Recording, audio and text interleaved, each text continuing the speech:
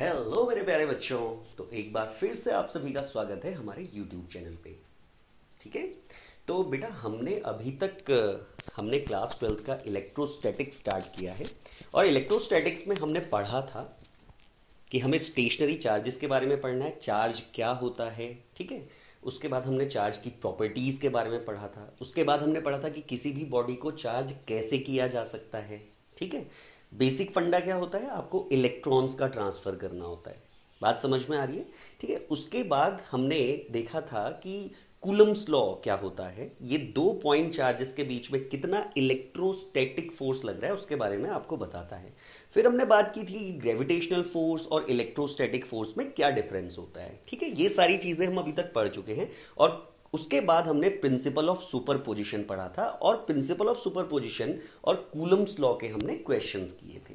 ठीक है।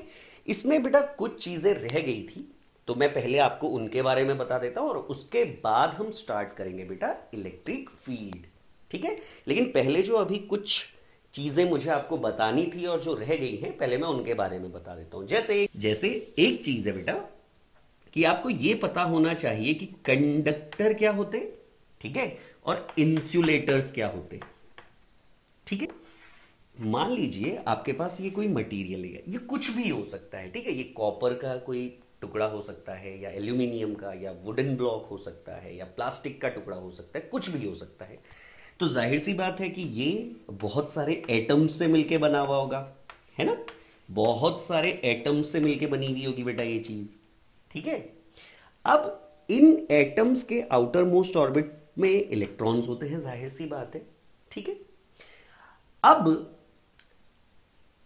कई मटेरियल्स में ये जो आउटर मोस्ट ऑर्बिट के इलेक्ट्रॉन्स होते हैं, इनको रूम टेम्परेचर पे ही इतनी एनर्जी मिल जाती है कि ये अपनी आउटर मोस्ट ऑर्बिट छोड़ के बाहर आ सके, लेकिन मटेरियल के बाहर नहीं आएंगे। ये पूरे मटेरियल में कहीं भी घूमने को स्वतंत्र होंगे। तो ऐसे इलेक्ट्रॉन्स को क्या बोला जाता है बेटा, फ्री इलेक्ट्रॉन्स बोला जाता है। ठीक है। तो अब जिस मटेरियल में नंबर ऑफ फ्री इलेक्ट्रॉन्स बहुत ज्यादा होते हैं, यानी फ्री इलेक्ट्रॉन्स का कॉन्सेंट्रेशन बहुत ज्यादा होता है, उन वस्तुओं को हम कंडक्टर्स बोलते हैं। और जिनमें नंबर ऑफ फ्री इलेक्ट्रॉन्स बहुत कम होते हैं या नेग्लिजिबल होते हैं, उन वस्तुओं को इंसुलेटर कहा जाता है। और एक इन दोनों के बीच की कंडीशन होती है सेमीकंडक्टर, जिसके बारे में हम बाद में बात करेंगे। हमने कूलम्स लॉ के बारे में पढ़ा था। ठीक है। अब इसमें एक क्वेश्चन आता है जो कई तरीके से जेई मेंस में, जेई एडवांस में, नीट में, एम्स में, बहुत सारे एग्जाम्स में पूछा जा चुका है। ठीक है। तो उस क्वेश्चन की आत्मा को समझते हैं कि वो क्वेश्चन कई तरीके से कैसे उसका फॉर्मेशन कैसे होता है। ठीक है। होता क्या है कि आपको क्या दिया हुआ होता है बेटा कि कोई सिल्क थ्रेड्स हैं दो, ठीक है, उनको किसी पॉइंट से ऐसे लटकाया गया है, और उन सिल्क थ्रेड्स के एंड्स पे आपको दो कोई चार्ज्ड पार्टिकल दे दिए जाते हैं, जिनका मास मान लीजिए m, दोनों का मास सेम है और दोनों पे चार्ज भी सेम है। ये बात समझ में आ रही है। ठीक है।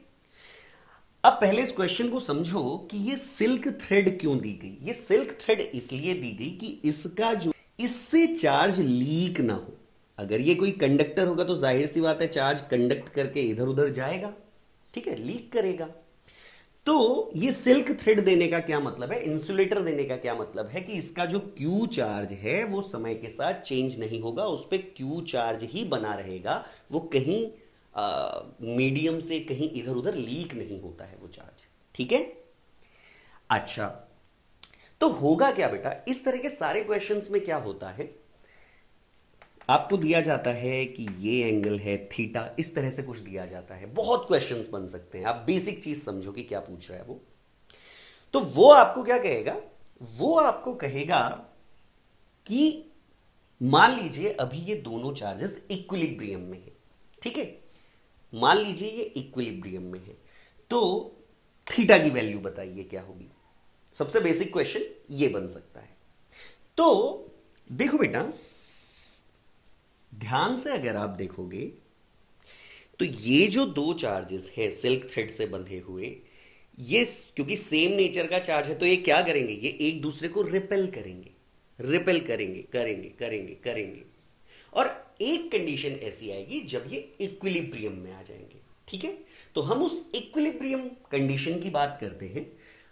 हम किसी भी एक चार्ज को पकड़ते हैं बेटा, इस चार्ज को पकड़ते हैं, अगर हम इसका फ्री बॉडी डायग्राम बनाए, देखो एक तो इसका mg यानी इसका वेट काम कर रहा होगा बेटा नीचे की तरफ, ये बात समझ में आ रही है। एक ये थ्रेड पे टेंशन काम कर रहा होगा T इस डायरेक्शन में, ठीक है, और एक इस चार्ज की वजह से इस पे इलेक्ट्रोस्टैटिक फोर्स लग रहा होगा रिपल्सिव नेचर का, तो वो काम कर रहा होगा, उसको मैं Fe से डिनोट करता हूं। ठीक है, इसके अलावा तो इस बॉल पे, इस बॉब पे कोई फोर्स नहीं लग रहा है ना, एक टेंशन लग रहा है, एक mg लग रहा है और एक इलेक्ट्रोस्टैटिक फोर्स लग रहा है, इसके अलावा तो कोई फोर्स नहीं लग रहा है। ठीक है, इन तीन फोर्सेस के इन्फ्लुएंस में ये बॉडी कैसी है बेटा, इक्विलिब्रियम में है। ये दोनों फोर्स तो XY डायरेक्शन में है ऑलरेडी। ये जो टेंशन है इसका एक कंपोनेंट बेटा इस डायरेक्शन में होगा और एक कंपोनेंट इस डायरेक्शन में होगा। ठीक है, अगर ये थीटा है बेटा तो ये वाला एंगल भी थीटा होगा। एंगल लगा हुआ कंपोनेंट हमेशा कॉस कंपोनेंट होता है, तो बेटा ये हो जाएगा t cos थीटा और ये हो जाएगा t sin थीटा। ये बात समझ में आ रही है? ठीक है, अब हमने इस टेंशन के ये दो कंपोनेंट कर दिए। अब t sin थीटा इस इलेक्ट्रोस्टैटिक फोर्स को बैलेंस कर रहा होगा, तब ये x डायरेक्शन में इक्विलिब्रियम में होगा, और t cos थीटा mg को बैलेंस कर रहा होगा, तब ये y डायरेक्शन में इक्विलिब्रियम में होगा। बात समझ में आ रही है? तो हम इक्वेशन लिखेंगे t sin theta is equal to electrostatic force between these two charges. तो मान लीजिए इनके बीच की डिस्टेंस कुछ d है, ठीक है, जब ये इक्विलिब्रियम में है, तो इन दोनों के बीच में कितना इलेक्ट्रोस्टैटिक फोर्स लग रहा होगा बेटा, k Q1 Q2, दोनों का चार्ज QQ है, तो K Q स्क्वायर अपॉन दोनों के बीच की डिस्टेंस यानी D का स्क्वायर। ठीक है, K Q square upon R square होता है ना, तो इस इलेक्ट्रोस्टैटिक फोर्स को T sin थीटा बैलेंस कर रहा होगा, और T cos थीटा किसे बैलेंस कर रहा होगा बेटा, mg को बैलेंस कर रहा होगा। ठीक है, तो इस तरह के जितने भी क्वेश्चंस आपके पास आएंगे उसमें सबसे बेसिक इक्वेशंस यही बनेंगी। ठीक है, आप क्या करो, फोर्सेस को बैलेंस करो सबसे पहले। अब अगर आपसे पूछा गया कि थीटा की वैल्यू कितनी है इस इक्विलिब्रियम कंडीशन में, थीटा की वैल्यू कितनी है, तो आप क्या करोगे, ये इक्वेशन 1 है, ये इक्वेशन 2 है, तो आप 1 और 2 को डिवाइड कर दोगे। तो बेटा इसको डिवाइड करोगे, t से t कैंसिल हो जाएगा, sine theta upon cos theta tan theta, और टेन थीटा की वैल्यू आ जाएगी बेटा के Q square upon mg d square. ये बात समझ में आ रही है, के Q square upon mg d square.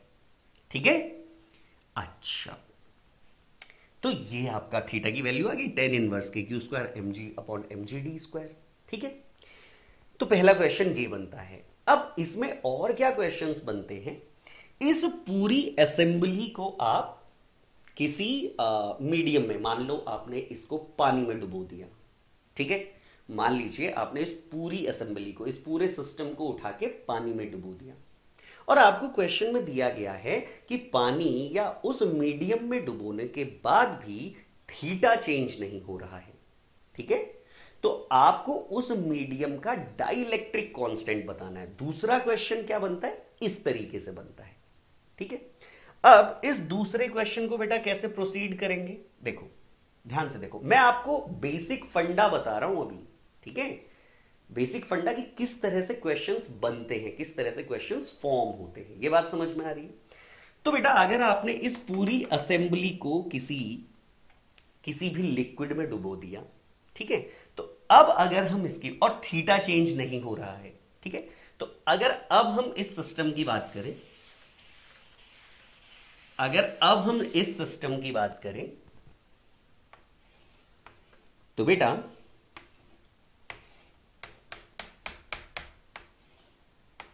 ये वाला एंगल है थीटा, समझ में आ रहा है?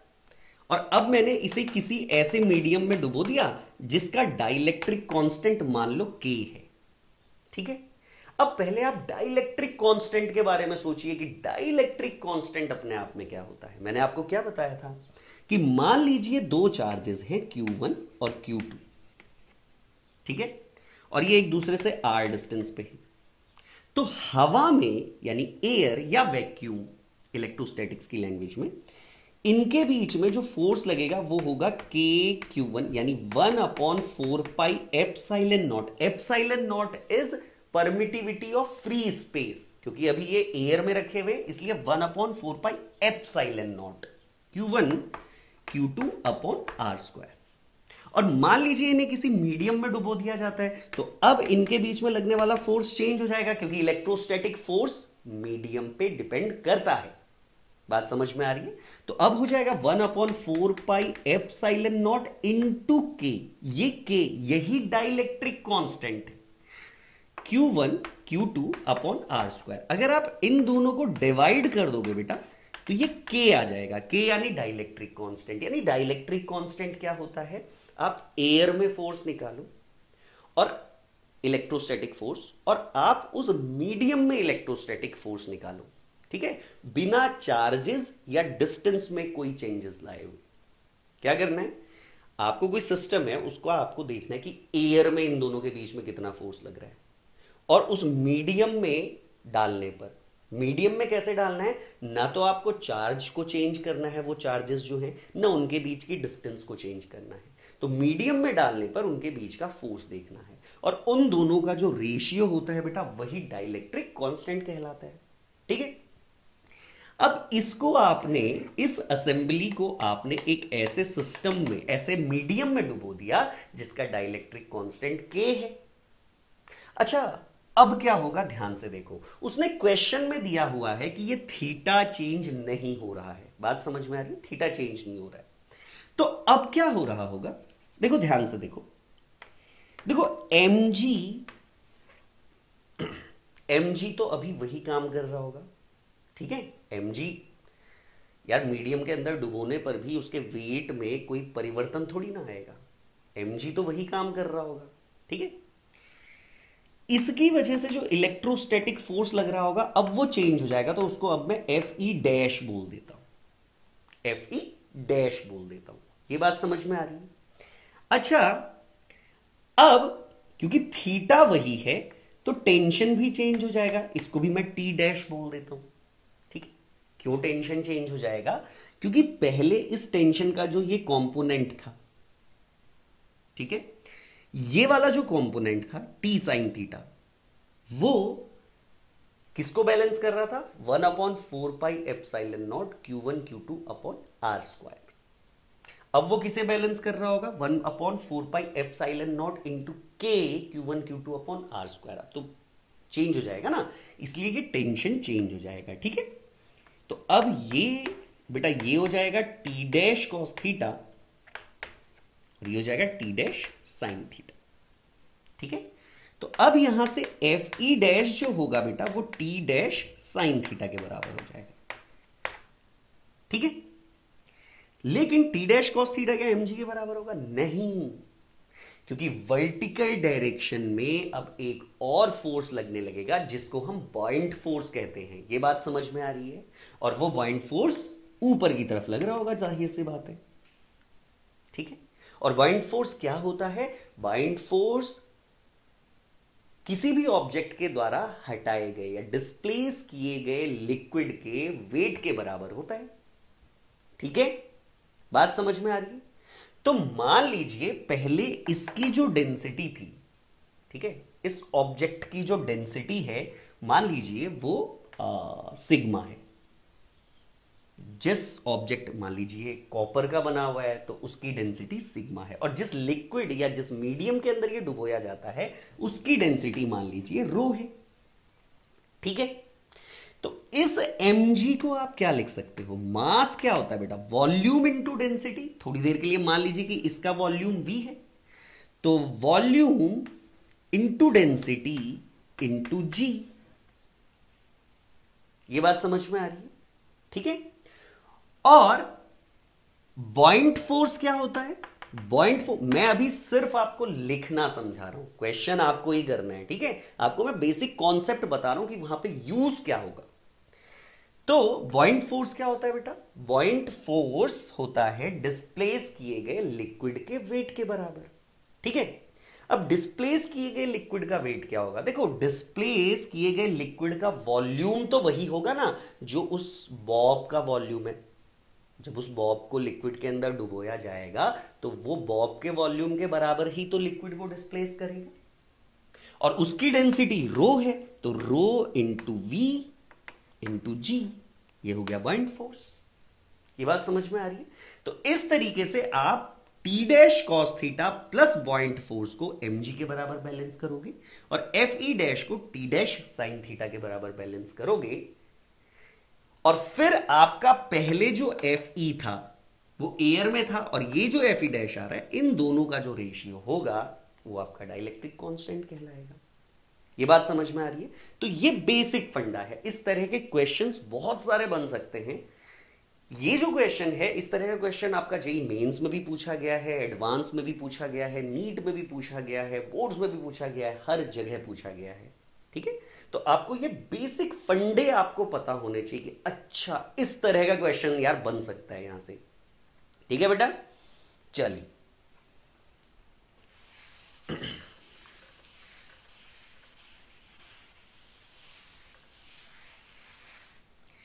अब जो नेक्स्ट चीज है बेटा जिसके बारे में हमें बात करनी है वो है इलेक्ट्रिक फील्ड। ठीक है, क्या है? Electric field.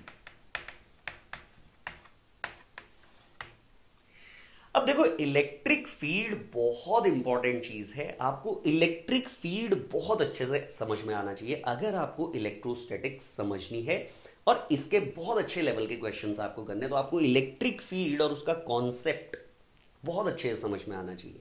ठीक है, तो बेटा देखो, सबसे पहले तो फील्ड की हम बात करते हैं।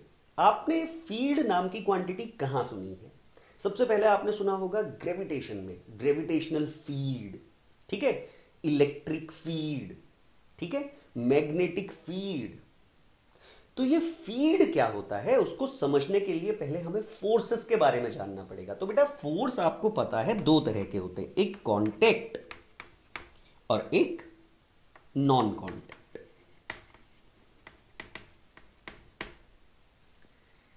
ठीक है, आपके कांटेक्ट फोर्सेस होते हैं वो किस तरीके से काम करते हैं बेटा? वो काम करते हैं, जो वस्तु फोर्स लगा रही है और जिस पे फोर्स लग रहा है, उन दोनों का एक दूसरे के कांटेक्ट में आना जरूरी है। ठीक है, जैसे मुझे ये सामने लैपटॉप रखा है या ये बुक रखी है, ठीक है, या सामने कैमरा रखा हुआ है, तो मुझे अगर इन वस्तुओं पर फोर्स लगाना होगा तो मुझे क्या करना होगा? मैं जाऊंगा और मुझे इस बोर्ड पे फोर्स लगाना है, तो मुझे क्या करना है? इसे टच करना है ना। ठीक है, तो फोर्स जिसके द्वारा लगाया जाता है और जिस वस्तु पर फोर्स लग रहा है, उन दोनों का कांटेक्ट में आना जरूरी है। अच्छा, लेकिन आपने देखा होगा कि एक मास है यहां पे m1 और एक मास m2 यहां पे रखा हुआ है। ठीक है, ये मास m1 इसे अट्रैक्ट करता है, कुछ डिस्टेंस पे रखे होने के बावजूद भी वो इसे अट्रैक्ट कर लेता है ना। मतलब इस मास को इसको टच करना जरूरी नहीं है या इसके कांटेक्ट में आना जरूरी नहीं है इस पे फोर्स लगाने के लिए। ऐसे ही एक चार्ज अगर Q1 यहां पे रखा है, Q2 यहां पे रखा है, तो इस चार्ज का इस पे दूसरे चार्ज को टच करना जरूरी नहीं है उस पे फोर्स लगाने के लिए। वो कुछ दूरी पे भी रखा हो तो वो उसे वहां से अट्रैक्ट या रिपल कर सकता है। तो इस तरह के फोर्सेस नॉन कांटेक्ट फोर्सेस कहलाते हैं। ठीक है, जैसे इलेक्ट्रोस्टैटिक फोर्स है, जैसे ग्रेविटेशनल फोर्स है, जैसे मैग्नेटिक फोर्स है। ठीक है, ये सारे क्या है? Non contact force. अब बेटा सारे जो नॉन कांटेक्ट फोर्सेस होते हैं ना, उनके काम करने का सेम तरीका होता है। ठीक है, उनके काम करने का सेम तरीका होता है नॉन कांटेक्ट फोर्सेस का।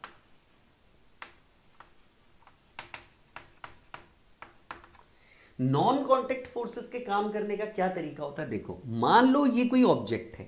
ठीक है, मान लीजिए ये कोई ऑब्जेक्ट है ए, और ये किसी दूसरे ऑब्जेक्ट बी पे सिमिलर दूसरा ऑब्जेक्ट है।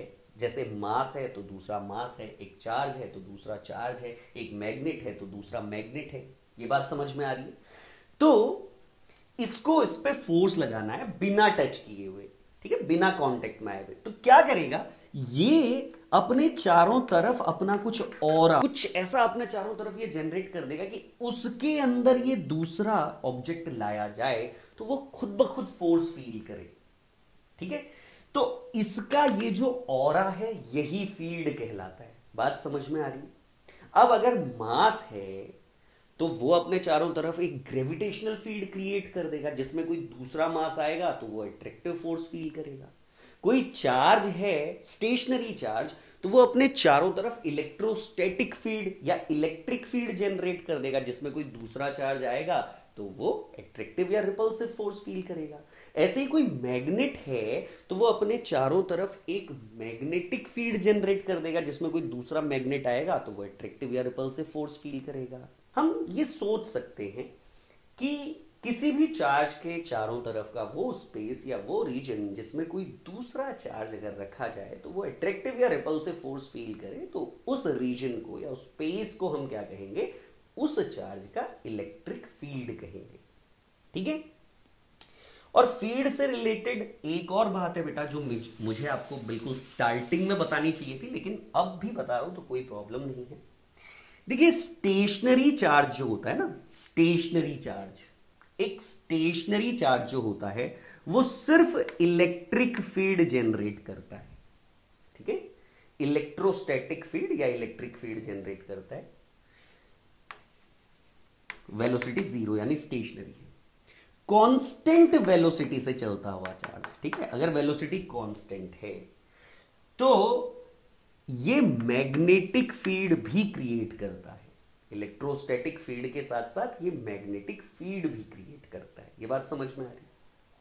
और एक्सेलरेटेड मोशन करता हुआ चार्ज यानी इलेक्ट्रॉन है, ठीक है, वो 5 मीटर पर सेकेंड स्क्वायर के एक्सेलरेशन से भाग रहा है। चार्ज पार्टिकल अगर एक्सेलरेटेड मोशन कर रहा है तो वो इलेक्ट्रिक फील्ड, मैग्नेटिक फील्ड के साथ साथ इलेक्ट्रोमैग्नेटिक रेडिएशन भी जनरेट करता है। ठीक है, इलेक्ट्रोमैग्नेटिक रेडिएशन रेडिएट करता है, इलेक्ट्रोमैग्नेटिक रेडिएशन।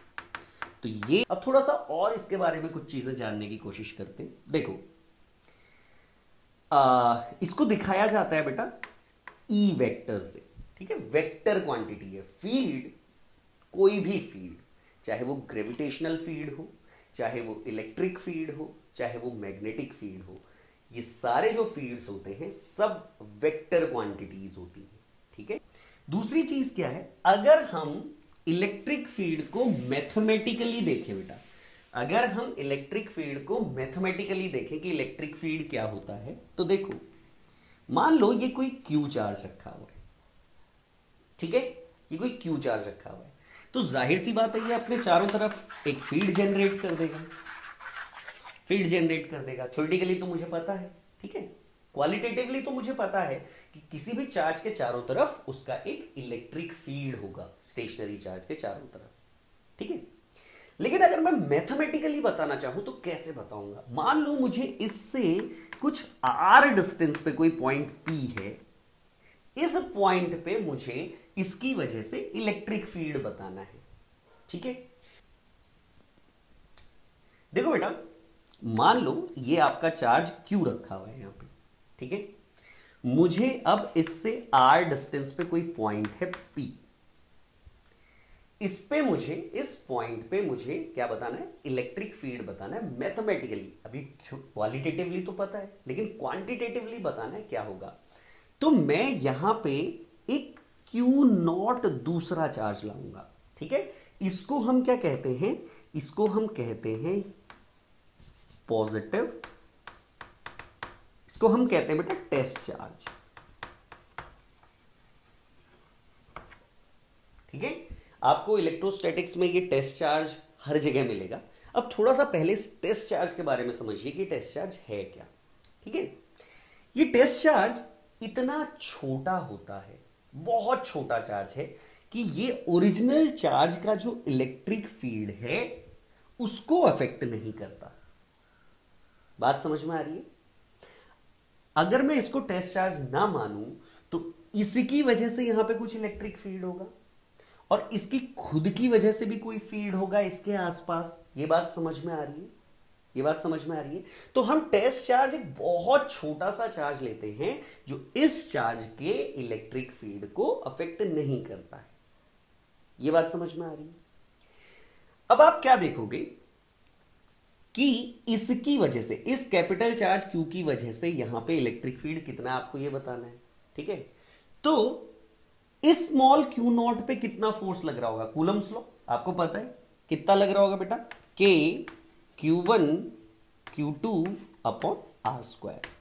ये क्या है, इस कैपिटल क्यू की वजह से इस क्यू नॉट पर लगने वाला, इस टेस्ट चार्ज पर लगने वाला फोर्स है। ठीक है, तो अगर इसकी वजह से क्यू नॉट चार्ज पर इतना फोर्स लग रहा है तो यूनिट चार्ज पर कितना लगेगा, यूनिट चार्ज पर कितना फोर्स लगेगा, तो F अपॉन क्यू नॉट। तो ये क्या आएगा बेटा, के क्यू बाई आर स्क्वायर। और ये इस पॉइंट पे यूनिट चार्ज पे लगने वाला फोर्स ही मैथमेटिकली उस पॉइंट पे इलेक्ट्रिक फील्ड होता है। बेटा समझ में आया। तो क्वालिटेटिवली इलेक्ट्रिक फील्ड क्या होता है, किसी भी चार्ज के चारों तरफ का वो स्पेस या वो रीजन जिसमें कोई दूसरा चार्ज एट्रैक्टिव या रिपल्सिव फोर्स फील करे। और मैथमेटिकली या क्वांटिटेटिवली इलेक्ट्रिक फील्ड क्या होता है कि किसी भी चार्ज की वजह से अगर मुझे किसी पॉइंट पे इलेक्ट्रिक फील्ड निकालना है तो मैं देखूंगा वहां पे अगर मैं यूनिट चार्ज को रख दूं तो उस पर कितना फोर्स लग रहा है, वो उस पॉइंट पे इलेक्ट्रिक फील्ड कहलाता है मैथमेटिकली। ठीक है, force per unit charge at that point. ये बात समझ में आ रही है। तो बेटा कोई भी पॉइंट चार्ज Q है, उससे R डिस्टेंस पे अगर कोई पॉइंट P है तो यहां पे इलेक्ट्रिक फील्ड का मैग्नीट्यूड कितना होगा, इलेक्ट्रिक फील्ड का मैग्नीट्यूड होगा के क्यू बाई आर स्क्वायर। ठीक है, और इलेक्ट्रिक फील्ड की बेटा यूनिट क्या होगी, आपने देखा कि ये फोर्स पर यूनिट चार्ज होता है, तो ये हो जाएगी, इसकी यूनिट हो जाएगी बेटा न्यूटन पर कूलम। ये बात समझ में आ रही है। अगर आपको इस इलेक्ट्रिक फील्ड की डायमेंशन पूछी जाए तो देखो फोर्स पर यूनिट चार्ज, तो फोर्स की डायमेंशन होती है बेटा mlt-2 और चार्ज की डायमेंशन क्या होती है at, क्योंकि फंडामेंटल क्वांटिटी तो करंट है ना, करंट इनटू टाइम चार्ज होता है, क्योंकि charge per unit time current होता है। बेटा समझ में आ रहा है।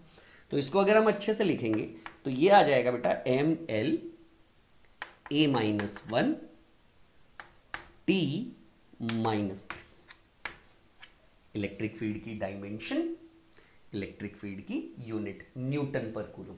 वैसे इलेक्ट्रिक फील्ड की एक और यूनिट होती है वोल्ट पर मीटर, लेकिन वो अभी आप जब पोटेंशियल के बारे में पढ़ोगे तब आपको वो समझ में आएगा। तो बेटा ये समझ में आ रहा है। ठीक है, तो इलेक्ट्रिक फील्ड का किसी पॉइंट चार्ज की वजह से आर डिस्टेंस पे इलेक्ट्रिक फील्ड का मैग्नीट्यूड के क्यू बाई आर स्क्वायर होता है। क्यों होता है, वो उस पॉइंट पर रखे यूनिट चार्ज पे लगने वाला फोर्स होता है बेसिकली। तो मैग्नीट्यूड ये। अब साहब डायरेक्शन, इलेक्ट्रिक फील्ड की डायरेक्शन क्या होती है। देखिए कन्वेंशनली ये माना गया है कि इलेक्ट्रिक फील्ड की डायरेक्शन हमेशा पॉजिटिव चार्ज के चलने की डायरेक्शन होती है। ठीक है, इलेक्ट्रिक फील्ड की डायरेक्शन हमेशा पॉजिटिव चार्ज के चलने की डायरेक्शन होती है। ये जो टेस्ट चार्ज लेके आया जाता है ना, इसके चलने की डायरेक्शन इलेक्ट्रिक फील्ड की डायरेक्शन होती है। और कन्वेंशनली टेस्ट चार्ज को क्या माना जाता है, पॉजिटिव ही माना जाता है। ठीक है, तो इलेक्ट्रिक फील्ड का मैग्नीट्यूड आपको निकालना आ गया, उस पॉइंट पे यूनिट चार्ज रखो और उस पे लगने वाला फोर्स निकाल लो। ठीक है, और उसकी डायरेक्शन क्या होगी इलेक्ट्रिक फील्ड की, इलेक्ट्रिक फील्ड की डायरेक्शन हमेशा पॉजिटिव चार्ज के चलने की डायरेक्शन होगी। यानी अगर ये आपका पॉजिटिव चार्ज है और यहां पे आर डिस्टेंस पे मुझे इलेक्ट्रिक फील्ड निकालना है तो बेटा उसका मैग्नीट्यूड तो K Q by R square newton per coulomb हो जाएगा। और डायरेक्शन यहां पे पॉजिटिव चार्ज रखोगे तो इस पॉजिटिव की वजह से ये दूर भागेगा, रिपल्सिव फोर्स लगेगा ना, इसलिए यहां पे इलेक्ट्रिक फील्ड की डायरेक्शन होगी ऐसे, राइट वर्ड्स। और अगर ये नेगेटिव चार्ज होता, ठीक है, तो फिर इलेक्ट्रिक फील्ड का मैग्नीट्यूड तो K Q by R square ही आता, लेकिन फिर यहां पे इलेक्ट्रिक फील्ड की डायरेक्शन ऐसे इनवर्ट्स होती, लेफ्टवर्ड्स। क्यों, क्योंकि पॉजिटिव चार्ज को आप यहां पे रखते तो ये इधर, ये अट्रैक्ट करता ना तो इधर भागता। तो आपको इलेक्ट्रिक फील्ड का मतलब समझ में आया क्वालिटेटिवली, आपको इलेक्ट्रिक फील्ड का मतलब समझ में आया मैथमेटिकली, आपको इलेक्ट्रिक फील्ड की डायरेक्शन समझ में आई। इलेक्ट्रिक फील्ड या मैग्नेटिक फील्ड, जो भी फील्ड्स होते हैं वो कहां पे पिक्चर में आते हैं, आपको ये समझ में आया, जहां पे नॉन कांटेक्ट फोर्सेस काम कर रहे हैं। ठीक है, ये सारी चीजें आपको समझ में आ गई। ठीक है, अब इसके बाद हम बात करते हैं जो सबसे इंपॉर्टेंट चीज है, वो है फाइंडिंग इलेक्ट्रिक फील्ड। ठीक है, फाइंडिंग इलेक्ट्रिक फील्ड, कि किसी भी चार्ज की वजह से या किसी भी चार्ज डिस्ट्रीब्यूशन की वजह से इलेक्ट्रिक फील्ड कैसे निकाला जाता है। ठीक है बेटा, तो सबसे एलिमेंट्री जो चार्ज हो सकता है वो जाहिर सी बात पॉइंट चार्ज हो सकता है। ठीक है, अगर हम पॉइंट चार्ज की बात करें, अगर आपके पास कोई पॉइंट चार्ज Q है और इस पॉइंट चार्ज से R डिस्टेंस पे कोई पॉइंट है P, और यहां पे आपको इलेक्ट्रिक फील्ड निकालना है, तो यहां पे हम इलेक्ट्रिक फील्ड अभी निकाल चुके हैं। ठीक है, कैसे निकालते हैं? पॉइंट चार्ज की वजह से किसी भी दूसरे पॉइंट, किसी पॉइंट चार्ज की वजह से अगर आपको उसके पास इलेक्ट्रिक फील्ड निकालना है तो आप उस पॉइंट पर एक Q0 चार्ज लेके आओगे, उस पे लगने वाला फोर्स देखोगे, तो Q0 चार्ज पर लगने वाला force Q0 upon R square, तो यूनिट चार्ज पर लगने वाला फोर्स कितना? KQ by R square. बेटा समझ में आ रहा है? और डायरेक्शन कैसे दोगे इस पॉइंट पे इलेक्ट्रिक फील्ड की? पॉजिटिव चार्ज के चलने की डायरेक्शन।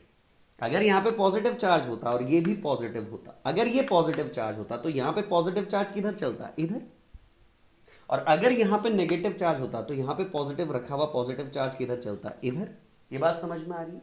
ठीक, तो पॉइंट चार्ज की वजह से तो बेटा आपको इलेक्ट्रिक फील्ड निकालना आ गया। अब पॉइंट चार्ज के बाद अगला क्या हो सकता है? अगला चार्जेस का डिस्ट्रीब्यूशन क्या हो सकता है? बहुत सारे पॉइंट चार्जेस, बहुत सारे पॉइंट चार्जेस। ये बात समझ में आ रही है बेटा? ठीक है, तो अब बहुत सारे पॉइंट चार्जेस की वजह से इलेक्ट्रिक फील्ड क्या होगा उसके बारे में देखते हैं। देखो, इसको मैं आपको एक एग्जांपल की मदद से समझाता हूं। ठीक है, मान लो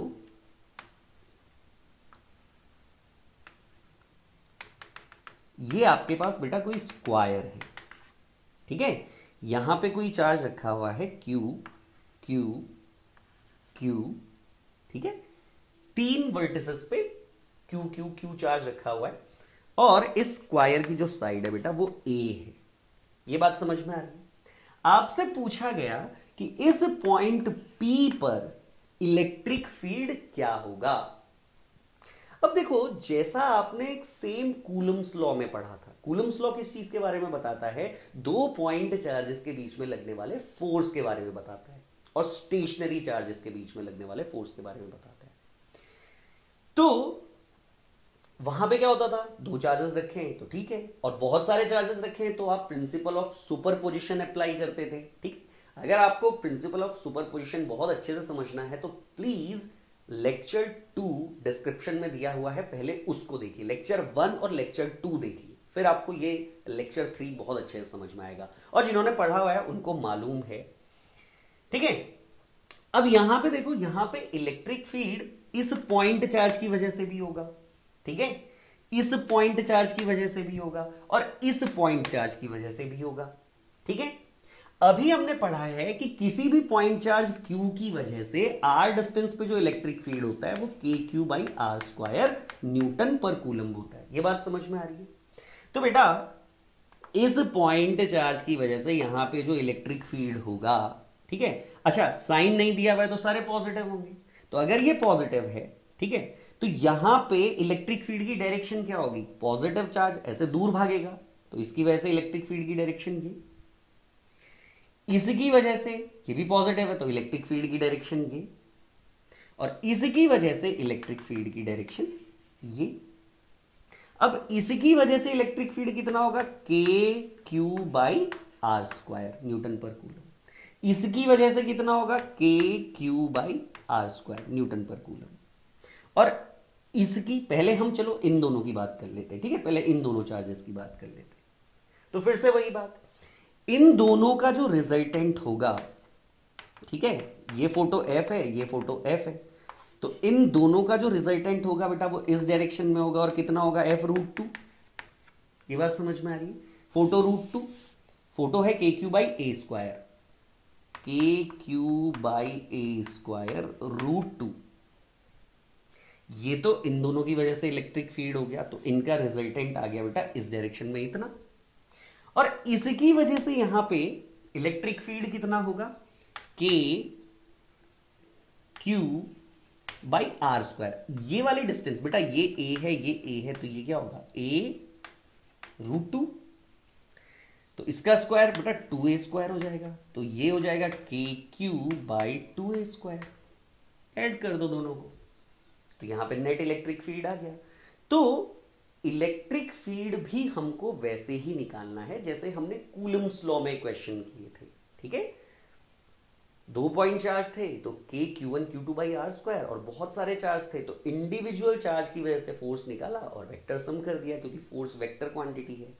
इलेक्ट्रिक फील्ड भी तो वेक्टर क्वांटिटी ही है। अब देखो, उस टाइम मैंने आपको थोड़ी देर पहले कहा था कि इलेक्ट्रिक फील्ड वेक्टर क्यों है, वो आपको अभी समझ में आ जाएगा। देखो, इलेक्ट्रिक फील्ड को जब हम मैथमेटिकली बताते हैं ना, तो हम क्या बोलते हैं कि किसी भी पॉइंट पर रखे यूनिट चार्ज पर लगने वाला फोर्स, वही तो इलेक्ट्रिक फील्ड है उस पॉइंट पर, तो है तो बेटा फोर्स ही ना, ठीक है। और पॉजिटिव चार्ज पे लगने वाला फोर्स, ठीक है। डायरेक्शन के लिए ये याद रखना कि इलेक्ट्रिक फील्ड किसी भी point per unit charge, unit positive charge पर रखने वाला फोर्स होता है। तो हमने देखा कि इलेक्ट्रिक फील्ड जो होता है उसका क्वालिटेटिवली क्या मतलब है, क्वांटिटेटिवली क्या मतलब है, मैथमेटिकली कैसे दिखाया जाता है, पॉइंट चार्ज की वजह से इलेक्ट्रिक फील्ड क्या होता है, बहुत सारे पॉइंट चार्जेस की वजह से इलेक्ट्रिक फील्ड कैसे निकाला जा सकता है, ठीक है। अब इसके बहुत सारे क्वेश्चंस बनाए जा सकते हैं, जैसे कल मैंने आपको कूलम्स लॉ में क्वेश्चन करवाया था, वैसे इलेक्ट्रिक फील्ड का क्वेश्चन भी बनाया जा सकता है ना, कि यहाँ पे बहुत सारे चार्जेस रखे हुए हैं, यहाँ पे बहुत सारे पॉइंट चार्जेस रखे हुए हैं, तो यहाँ पे इलेक्ट्रिक फील्ड क्या होगा ओरिजिन पे, ठीक है। कोई सीरीज बना देगा किसी भी तरह की। ये सारी बातें समझ में आ रही है, बेसिक फंडा आपको समझ में आ गया है इलेक्ट्रिक फील्ड का। अब नेक्स्ट चीज क्या आएगी, कंटिन्यूअस चार्ज डिस्ट्रीब्यूशन, ठीक है। मान लीजिए ये कोई रॉड है, कंडक्टिंग रॉड है, ठीक है, कंडक्टर्स की बात करेंगे फिलहाल। इसको अगर हमने कोई पॉजिटिव चार्ज दिया तो वो इस कंडक्टर पे ऐसे यूनिफॉर्मली डिस्ट्रीब्यूट हो गया इसकी आउटर मोस्ट सरफेस पे। ये मान लीजिए कोई चार्ज्ड रिंग है, कंडक्टिंग रिंग है, इसे कोई चार्ज दिया गया तो वो इसकी आउटर मोस्ट सरफेस पे ऐसे यूनिफॉर्मली डिस्ट्रीब्यूट हो गया, ठीक है। ये कोई कंडक्टिंग शीट है, इसे चार्ज दिया गया तो वो इसके सरफेस पे ऐसे यूनिफॉर्मली डिस्ट्रीब्यूट हो गया, ठीक है। ये कोई स्फेयर है, स्फेयर को चार्ज दिया गया तो वो भी इसकी आउटर मोस्ट सरफेस पे ऐसे यूनिफॉर्मली डिस्ट्रीब्यूट हो गया, ठीक है। तो इस तरह की जितनी भी ये अभी हमने चीजें देखी, इनको हम कहते हैं बेटा चार्ज डिस्ट्रीब्यूशन। अब चार्ज डिस्ट्रीब्यूशन कितने तरीके का हो सकता है, खुद से सोचो। लीनियर चार्ज डिस्ट्रीब्यूशन हो सकता है अगर चार्ज एक लाइन के अलोंग डिस्ट्रीब्यूटेड है, ठीक है, जैसे ये पहला एग्जांपल, ठीक है।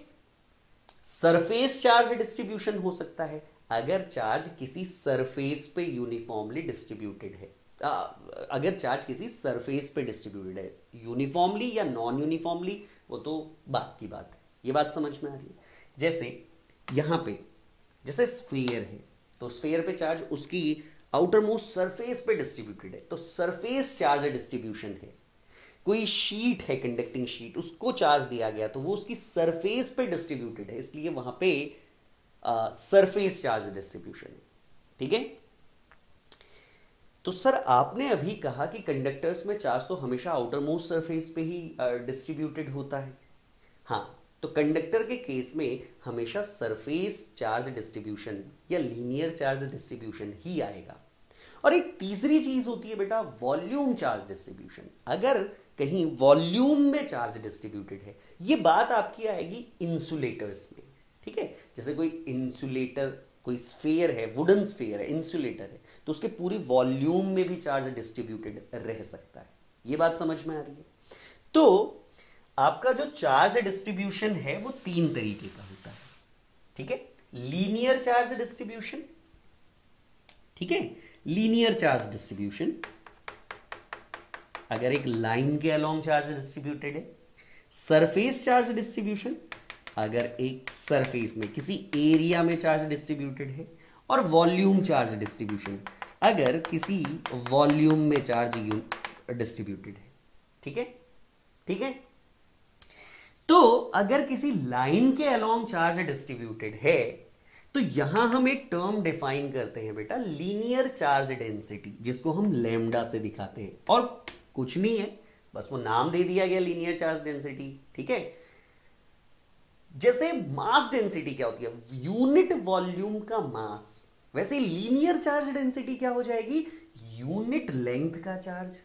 ये बात समझ में आ रही है। मान लीजिए इस रॉड की, इस कंडक्टिंग रॉड की लेंथ L है और Q चार्ज इस पे यूनिफॉर्मली डिस्ट्रीब्यूटेड है, ठीक है, यूनिफॉर्मली डिस्ट्रीब्यूटेड है, तो इसकी लीनियर चार्ज डेंसिटी क्या हो जाएगी, इसकी लीनियर चार्ज डेंसिटी हो जाएगी Q/L। क्यों हो जाएगी लीनियर चार्ज डेंसिटी Q/L, क्योंकि लीनियर चार्ज डेंसिटी का मतलब होता है यूनिट लेंथ पे कितना चार्ज है, L लेंथ पे Q चार्ज, तो यूनिट लेंथ पे Q/L चार्ज, और इसकी यूनिट क्या हो जाएगी बेटा, इसकी यूनिट हो जाएगी कूलम पर मीटर। डायमेंशन भी निकाल सकते हो, कोई प्रॉब्लम नहीं। सरफेस चार्ज डेंसिटी को हम सिग्मा से दिखाते हैं, और सरफेस चार्ज डेंसिटी सिग्मा क्या होगा, charge per unit area, unit area पे कितना चार्ज डिस्ट्रीब्यूटेड है, ठीक है, कूलम पर मीटर स्क्वायर। और वॉल्यूम चार्ज डेंसिटी को हम रो से दिखाते हैं, और ये क्या होगा कि यूनिट वॉल्यूम में कितना चार्ज है, कूलम पर मीटर क्यूब। तो ये बहुत आसान चीजें हैं तीनों, linear charge density, unit length पे कितना चार्ज है, surface charge density, unit area पे कितना चार्ज है या यूनिट सरफेस पे कितना चार्ज है, और volume charge density, unit volume पे कितना चार्ज है। ये बात समझ में आ रही है।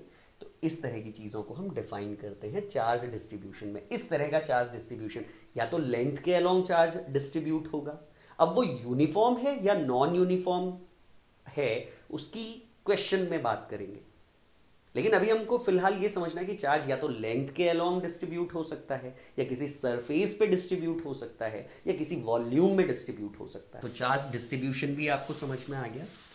तो हमने पॉइंट चार्ज की वजह से इलेक्ट्रिक फील्ड निकालना सीखा, बहुत सारे पॉइंट चार्जेस की वजह से इलेक्ट्रिक फील्ड निकालना सीखा, और अब हम सीखेंगे किसी चार्ज डिस्ट्रीब्यूशन की वजह से इलेक्ट्रिक फील्ड कैसे निकाला जाता है।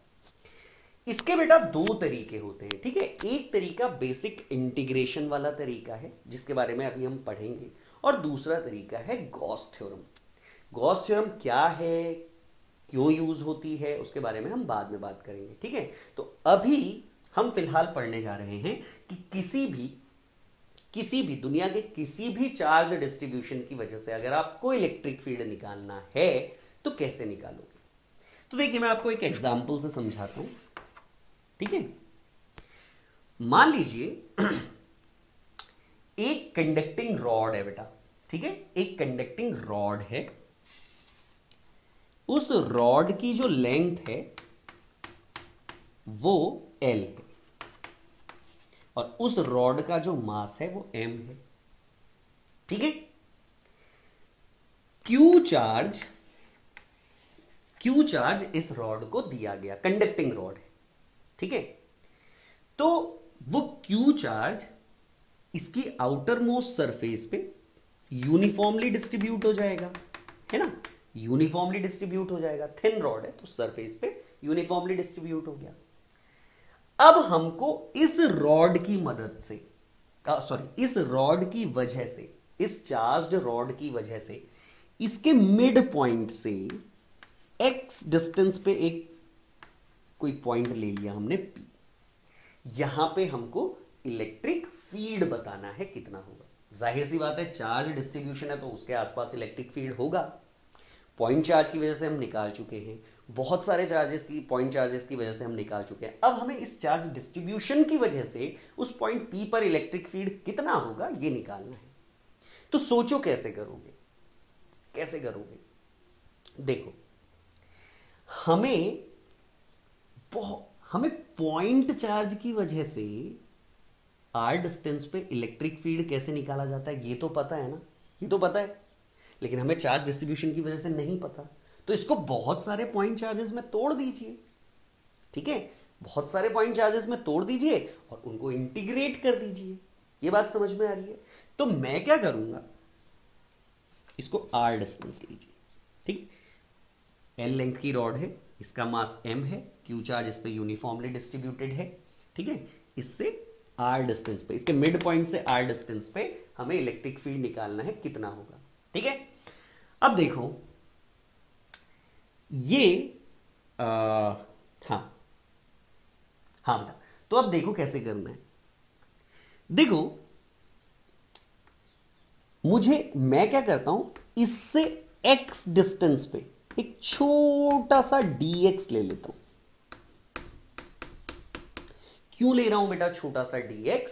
क्योंकि मुझे इस पूरी रॉड की इस चार्ज की यहां से डिस्टेंस अलग है, इस चार्ज की अलग है, इस चार्ज की अलग, तो इलेक्ट्रिक फील्ड अलग अलग होगा ना। और मैं पूरी रॉड की वजह से इसलिए एक साथ बता भी नहीं सकता, इसलिए मैं पूरी रॉड की वजह से इलेक्ट्रिक फील्ड नहीं बता सकता एक साथ। तो मैं क्या करूंगा, x पे एक छोटा सा dx एलिमेंट ले लूंगा। ये dx एलिमेंट का एक छोटा सा चार्ज dq होगा, और इसे तो मैं पॉइंट चार्ज की तरह ट्रीट कर सकता हूं, ठीक है। समझ में आ रहा है? तो पहले इतना पार्ट देखते हैं इसका। तो मैंने क्या किया बेटा, यहां से x डिस्टेंस पे एक dx छोटा सा एलिमेंट ले लिया इस रॉड का, ठीक है। उसका छोटा सा चार्ज dq कितना होगा, इस छोटे से एलिमेंट पे कुछ चार्ज होगा ना, रॉड पे, पूरी रॉड पे तो q चार्ज है, तो उसके छोटे से एलिमेंट पे कितना चार्ज होगा। तो देखो L लेंथ पे Q चार्ज यूनिफॉर्मली डिस्ट्रीब्यूटेड है, L लेंथ पे Q चार्ज यूनिफॉर्मली डिस्ट्रीब्यूटेड है, तो यूनिट लेंथ पे कितना चार्ज होगा, Q बाई एल। तो dx लेंथ पे कितना चार्ज होगा, Q बाई एल dx। ये समझ में आ रहा है, ये समझ में आ रहा है। तो ये छोटा सा चार्ज अपने आप में क्या है बेटा, Q by L dx, unit length का charge Q by L. Linear charge density समझ में आ रहा है, लैम्डा भी लिख सकता हूं मैं इसे, इंटू dx, यूनिट लेंथ का चार्ज Q बाई एल, तो dx लेंथ का चार्ज इतना। अब इसे तो मैं पॉइंट चार्ज की तरह ट्रीट कर सकता हूं ना। अब ये यहां पे एक छोटा सा dq पॉइंट चार्ज है, इसकी वजह से x डिस्टेंस पे इलेक्ट्रिक फील्ड कितना होगा। तो कितना होगा बेटा, छोटा सा इलेक्ट्रिक फील्ड कह देता हूं, छोटा सा इलेक्ट्रिक फील्ड कह देता हूं, ठीक है। उसका मैग्नीट्यूड क्या होगा, k q by x square, ठीक है, के क्यू बाई एक्स स्क्वायर। तो ये हो जाएगा के Q by L D x upon x square. ये बात समझ में आ रही है? छोटा सा, ये क्या है बेटा, ये छोटा सा इलेक्ट्रिक फील्ड है, ठीक है। अब ऐसे यहां पे बहुत सारे छोटे छोटे छोटे छोटे चार्जेस होंगे, उन सब की वजह से यहां पे इलेक्ट्रिक फील्ड होगा।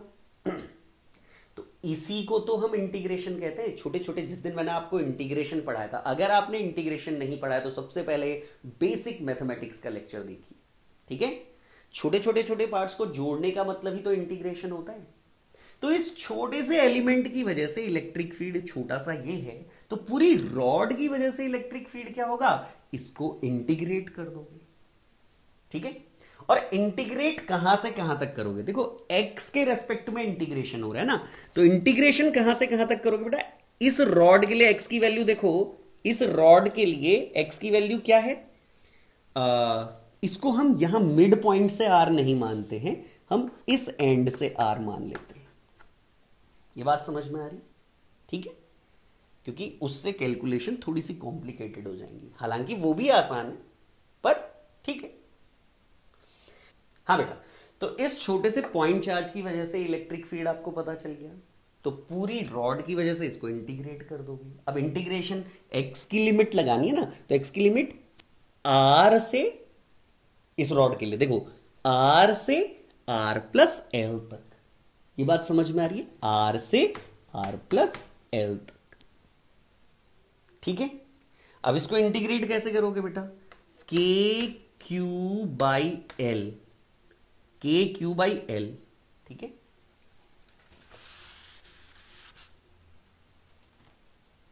के क्यू बाई एल, के क्यू बाई एल, ये तो कांस्टेंट है, तो ये तो इंटीग्रेशन से बाहर आ जाएगा।